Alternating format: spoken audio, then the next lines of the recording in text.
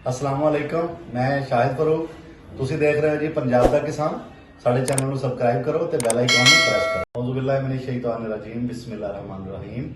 ਅੱਜ ਅਸੀਂ ਆਪਣੇ ਕਿਸਾਨ ਭਰਾਵਾਂ ਨੂੰ ਆਪਣਾ ਤਾਰਫ ਕਰਾਵਾਂਗੇ ਕਿ ਅਸੀਂ ਕਿਹੜੇ ਸ਼ੋਬੇ ਨਾਲ ਮੁਨਸਲਿਕ ਹਾਂ ਔਰ ਅਸੀਂ ਆਪਣਾ ਜਿਹੜਾ ਚੈਨਲ ਬਣਾਇਆ ਉਹ ਆਪਣੇ ਕਿਸਾਨ ਭਰਾਵਾਂ ਵਾਸਤੇ ਬਣਾਇਆ। ਜਿਹੜਾ ਚੈਨਲ ਬਣਾਇਆ ਜੀ ਉਹਦਾ ਨਾਮ ਹੈ ਪੰਜਾਬ ਦਾ ਕਿਸਾਨ। ਉਸ ਚੈਨਲ ਬਣਾਉਣ ਦਾ ਮਕਸਦ ਆਪਣੇ ਜ਼ਿਮੀਂਦਾਰਾਂ ਨੂੰ ਜਦੀਦ ਤੋਂ ਜਦੀਦ ਮਿਸਾइल और ਉਹਦੀ ਅੱਛੀ ਪੈਦਾਵਾਰ ਨੂੰ ਵਧਾਉਣ ਵਾਸਤੇ ਔਰ ਅੱਛੇ ਤੋਂ ਅੱਛੇ ਬੀਜ ਕਾਸ਼ਤ ਕਰਨ ਦੇ ਬਾਰੇ ਅਸੀਂ ਆਪਣੇ ਦੋਸਤਾਂ ਨੂੰ ਆਪਣੇ ਹਰ ਵੀਡੀਓਜ਼ ਦੇ ਵਿੱਚ ਜਿਹੜਾ ਹੈ ਜਦੀਦ ਤੋਂ ਜਦੀਦ ਚੀਜ਼ਾਂ ਦੇ ਬਾਰੇ ਆਗਾਹ ਕਰਾਂਗੇ। ਔਰ ਆਪਣਾ ਤਾਰਫ ਕਰਾਂਦਾ ਚੱਲਾਂ, ਮੈਂ ਜ਼ਰਾਅਤ ਨਾਲ ਮੁਨਸਲਿਕ ਹਾਂ ਜੀ। ਪਿਛਲੇ 12 ਸਾਲ ਤੋਂ ਐਗਰੀਕਲਚਰ ਦਾ ਐਕਸਪੀਰੀਅੰਸ ਹੈ ਜੀ ਔਰ 12 ਸਾਲ ਦੇ ਵਿੱਚ ਮੈਂ ਮੁਖਤਲਫ ਫਸਲਾਂ ਦੇ ਉੱਤੇ ਕੰਮ ਕੀਤਾ ਜੀ। ਉਹਦੇ ਸਾਰੇ ਮਸਾਇਲਾਂ ਦਾ ਪਤਾ ਹੈਗਾ।